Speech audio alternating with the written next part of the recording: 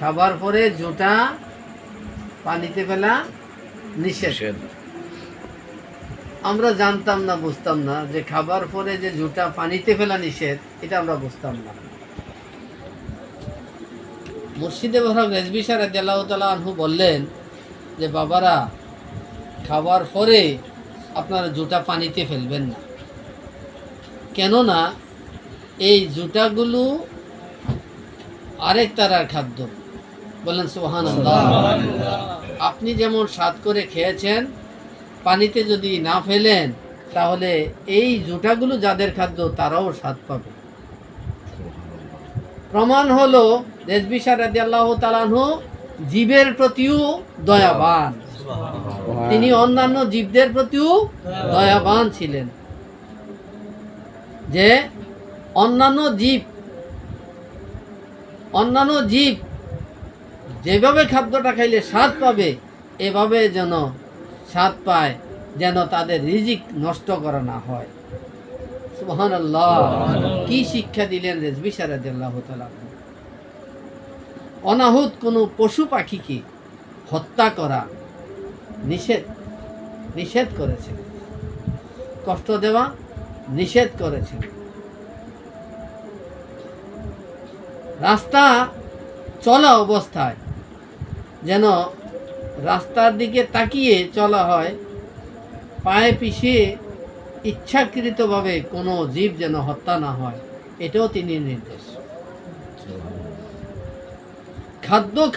খাদ্যের তাজিম তিনি আমাদেরকে দান করেছেন, যে খাবার যখন খাইবেন তখন কয়েকবার দরুদ শরীফ, একবার সূরা ফাতিহা, 3 বার সূরা ইখলাস পড়ে আপনারা মুনাজাত করে খাইবেন। বলবেন বিসমিল্লাহি ওয়ালা বারাকাতুল্লাহ। খাদ্যের তাজিম এবং খাদ্য খাওয়ার জন্য রেজভী শাহ রাদিয়াল্লাহু তাআলা বলছেন যে খাদ্য যে খাইবেন, পেট ভরে খাদ্য খাবেন না। পেটকে 3 ভাগে ভাগ করবেন, 1 ভাগ খাদ্য দ্বারা, 1 ভাগ পানীয় দ্বারা, আর 1 ভাগ খালি রাখবেন। পেট ভরে খাইলে ইবাদত বন্দেগীতে মন বসে না, অলসতা সৃষ্টি হয়। এভাবে আমাদেরকে ধারাবাহিকভাবে কোনো সুন্নাত তিনি মুর্দা রাখেননি। এক এক করে সকল মৃত্যু সুন্নাতকে জিন্দা করেছেন। এক ব্যক্তি তিনি নিকটে আসলেন, বললেন হুজুর, আমার একটা গরু চুরি হয়েছে, এখন এটা কিভাবে আমি এখন কি করি, আমি কই যাই কই পাই? তিনি বললেন যে গরুর দড়িটা আছে, রশিটা আছে? তখন বললেন হ্যাঁ রশিটা আছে, নিয়ে আসেন। গরুর রশিটা আনলেন।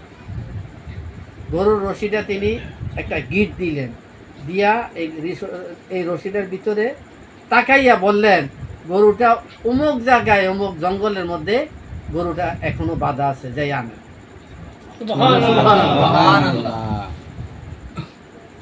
তিনি কে? তিনি কেমন আল্লাহর ওলি, তিনি কেমন আল্লাহর বন্ধু? এভাবে দেখা যায় যে অনেক কেরামত শরীফ এই ধরাধামে তিনি অনেক কেরামত শরীফ। কোনো ব্যক্তিকে আমি দেখছি যে মৃত্যু মুখে পতিত। এক ব্যক্তি গেলেন, তার ক্যান্সার, সে আর ভালো হয় না। এখন তাকে ডাক্তার কি করছে, রিলিজ করে দিছে যে সে আর বাঁচবে না।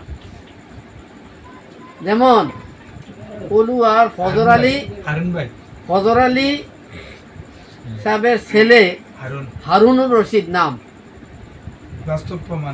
বাস্তব প্রমাণ রিলিজ করে দিছে, বাঁচবে না, নিয়ে যান। তখন আব্দুল জলিল ওবাসিয়ার সাহেবের পরামর্শে সে রেজভী শাহ রাদিয়াল্লাহু তাআলা নিকটে গেলেন। যাওয়ানোর পরে বললেন, যান, আপনার কে বলছে, আপনার যে ক্যান্সার নাই যান, এই পেটের মধ্যে মোছা দিয়া দিছেন আর বলছেন নাই যান।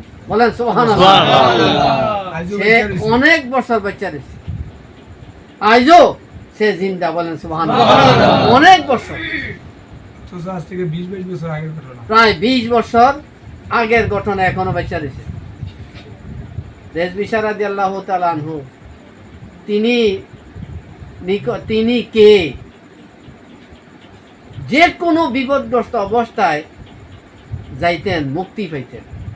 এমনকি কারো পেটে সন্তান, আপনি জানেন অনেকেরই সন্তান তিনি দান করেছেন, কারণ আমরা জামান সাহেবের ছেলে, অনেকেরই সন্তান তিনি দান করেছেন।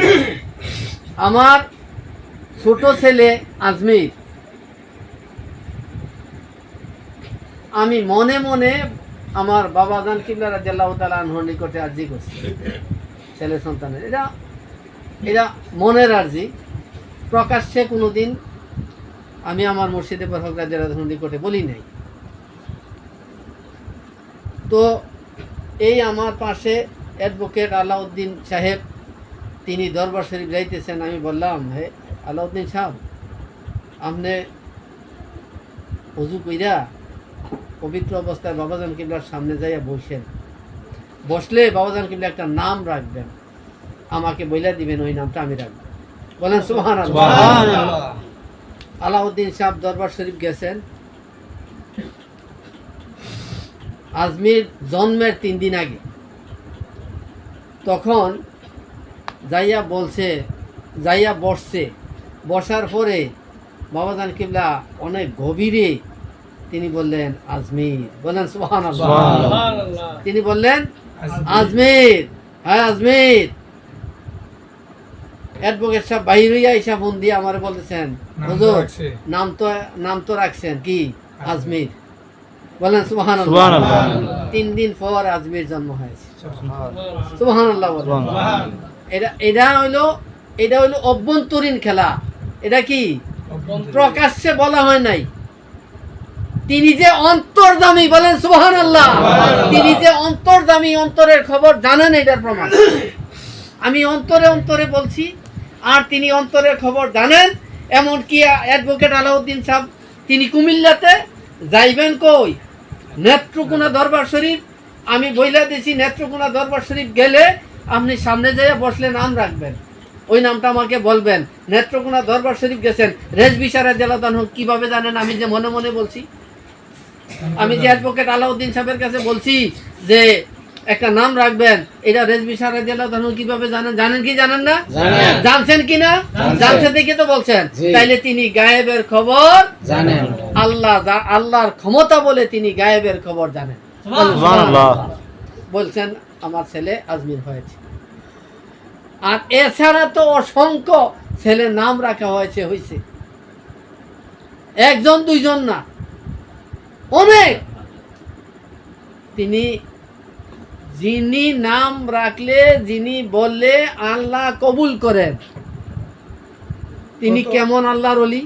কত বোবার মুখে কথা ছুটাইছে বাবাজান কিবলা। জি, যিনি বললে আল্লাহ শুনেন, ওলি আল্লাহর কথা আল্লাহ শুনেন, যিনি বললে আল্লাহ শুনেন, তিনি হলেন রেজবি রাদিয়াল্লাহু তাআলা আনহু। বলেন সুবহানাল্লাহ। সৌভাগ্যবান আজকের এই দিনে আমরা তিনি স্মরণে বসতে পেরেছি। বলেন আলহামদুলিল্লাহ। কবুল করেন, বলেন আমিন।